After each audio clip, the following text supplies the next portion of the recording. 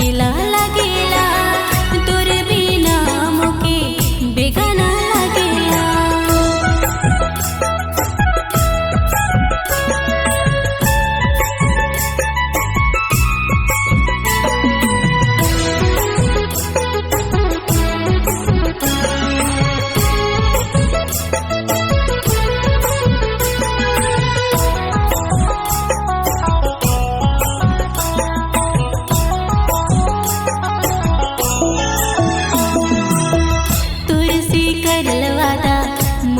भुलाबो तोय जहाँ रहीबे मोके याद करबे।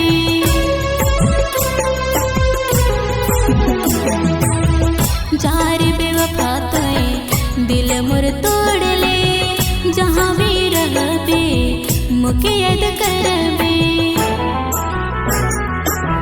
कहाँ मैं जाबो बेया, कहाँ मैं जीबो रे, तोरे बिना सुना सुना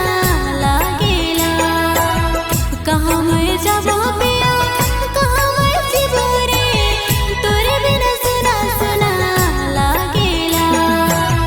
तोरे बिना मोके अकेला लगेला, तोरे बिना मोके बेगाना लगेला। तोरे बिना मोके अकेला लगेला, तोरे बिना मोके बेगाना लगेला।